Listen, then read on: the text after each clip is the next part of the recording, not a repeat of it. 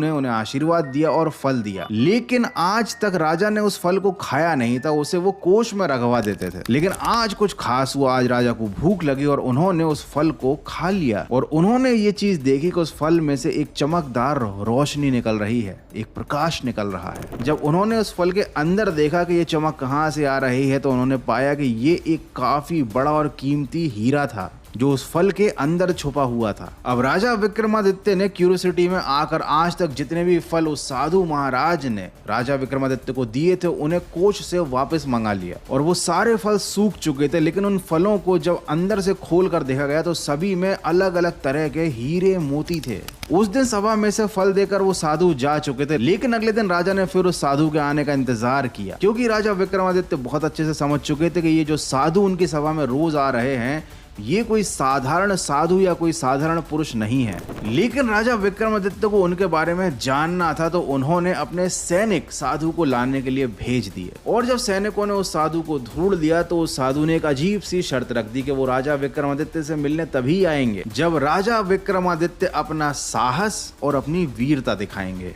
और वो कैसे? उसके लिए राजा विक्रमादित्य को शमशान घाट में मौजूद बरगद के पेड़ पर अमावस्या की रात लटकी हुई एक लाश को लाना होगा जो साधु को पूजा के लिए चाहिए। जब राजा विक्रमादित्य ने इस शर्त के बारे में सुना तो वो तुरंत ही तैयार हो गए, लेकिन राजा विक्रमादित्य को इस बात का इतना सा भी अंदाजा नहीं था कि ये जो शर्त है ना, ये उनकी खुद की बलि देने के लिए रखी गई थी। जब शर्त पूरा करने के लिए राजा विक्रमादित्य उस शमशान में पहुंचे तब उनके साथ कुछ अजीब और डरावना हुआ। उन्होंने अपनी आंखों से एक लाश को पेड़ पर उल्टा लटका देखा जो देखने में बिल्कुल बेजान लग रही थी, लेकिन जैसे ही राजा विक्रमादित्य ने उस लाश को उतारा पेड़ से और अपने कंधे पर रखा, तभी वो लाश विक्रमादित्य से बोलने लगी। उसने राजा से उसे वापस पेड़ पर रखने के लिए कहा, लेकिन जब राजा विक्रमादित्य ने उसकी बात नहीं मानी और साधु की पूजा के लिए उसे अपने साथ चलने के लिए कहा, तो बेताल ने उनके सामने एक शर्त रख दी जो इस कहानी का सबसे डरावना पहलू थी। क्योंकि शर्त ये थी कि बेताल उनसे हर कुछ समय में एक पहेली पूछेगा जिसका जवाब राजा विक्रमादित्य को हर हाल में देना ही पड़ेगा, चाहे वो जवाब सही हो चाहे वो जवाब गलत हो। और अगर वो जवाब देंगे तो बेताल वापस उनकी पीठ से उड़कर उसी पेड़ पर वापस जाकर लटक जाएगा जहां से विक्रमादित्य उसे लेकर आए थे, चाहे वो उसे कितनी ही दूर क्यों ना ले आए हो। लेकिन अगर किसी भी सिचुएशन में राजा ने बेताल द्वारा पूछी गई पहेली का जवाब नहीं दिया तो राजा के सिर के कई टुकड़े हो जाएंगे, मतलब उनकी